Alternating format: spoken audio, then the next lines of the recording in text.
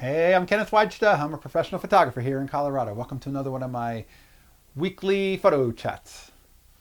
So today I'm going to talk about photo paper. So I set up my darkroom and I've been using Ilford multigrade. It's a fiber-based paper. It's a lot different than resin-coated paper, RC paper, and I think it's what most art in museums is printed on. It's got wonderful tones, and this is a box of 100. Now let me tell you about Ilford paper.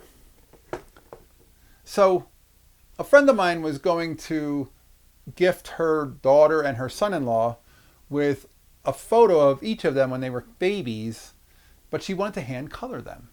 And she said, hey, do you know anybody who does printing on fiber paper? Because I want to hand color these two prints, but first I have to get the prints made up and I need to get them printed as fiber prints so I can color them. Coloring doesn't work so well on RC paper. Resin coated paper is almost like a plastic cover sheen on it. So I said, there's nobody who does that, but I could do it. I have a darkroom. I can go get paper.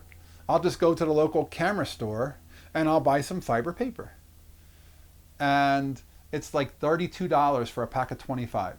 So just over $1 a sheet, but hey, it's okay. And then I'll just gift that to you after I photograph the photographs. She had prints of those baby photos. I'll photograph the prints. I'll make the negative into my darkroom and I'll print on fiber paper for you. And I'll give you a couple so you have, in case you mess one up.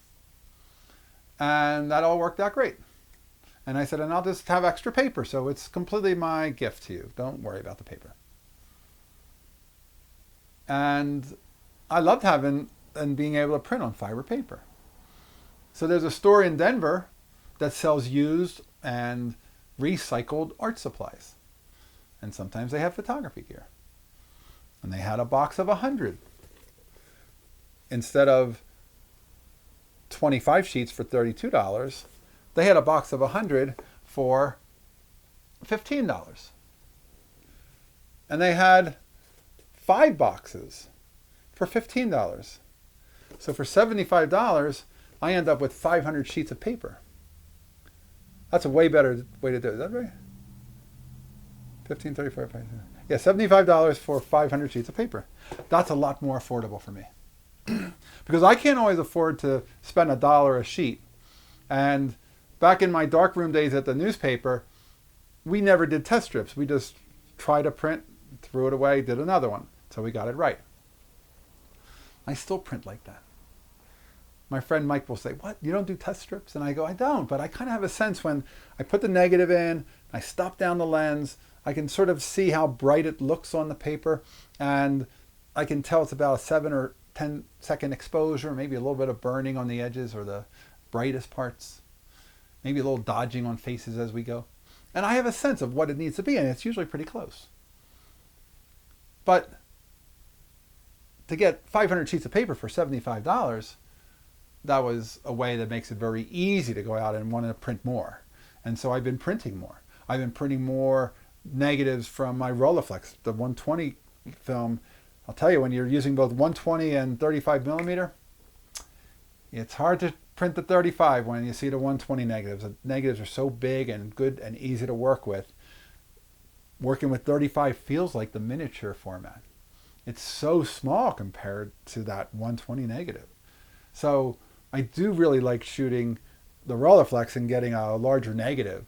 And 35 certainly is quite printable and good, but no matter what, that Rolleiflex, the 6x6 negative, is a treat to work with. So this is a print of my friend who's a motorcycle rider. She got herself a nice, what is it? It's a Bonneville by Triumph. And I made this photo for her. She was visiting the house for a party and I wanted to gift her a photo and she hadn't seen it.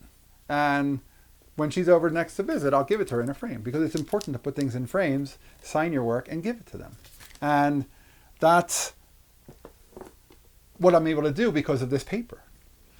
This paper gives me the opportunity to go find anything you want to print. I've been switching out all the photos in my house. I've been putting some photos up on the refrigerator. I've been switching out all the frames in the house that I have, some in the kitchen, some in the hallway, some in the living room, some by my office. Every time Mary Lee walks through, she notices new photographs because I keep changing them, because I can print them. And then one of these boxes, once it's empty, is great for storing a lot of prints because that's where they came from. Now you don't need to put them in black anymore, and it holds them and it keeps them contained, and I really love working with this paper. Compared to working with resin coated paper, this is by far my choice. And if you can find deals, see, I don't think that I'm special for having the ability to find deals. I just think that my eyes are open and I look around and I keep, looking for things. I don't buy things when I want them. I typically buy things when they come into my consciousness. And there's a difference. I probably overbuy because I'm buying things when they're a good deal versus the person who spends a lot more once, but they have what they want and they're done looking. But part of my fun is going out looking. So I enjoy going to those art stores and looking for things like that. So that's the paper I've been using. I highly recommend it. Multigrade FB, which I think stands for fiber. You can make prints and gift them to people. You're actually making photographs. This is what photographers do. Photographers make photographs. It's not just about Instagram. It's not just about sharing online for people to look at for a second. It's something that for somebody to put up on their home wall and have a memory of that visit, that motorcycle. As she grows older, she'll always have that photograph to remember that time. That's what photography is for me. All right, that's today's photography talk. Talking a little darkroom talk today. Hey, if you're enjoying these, hit the subscribe button. If you can support, hit the Patreon. Thanks so much for watching and for everybody who supports. And I will be back next week. We'll talk more photography. As always, here's the good light.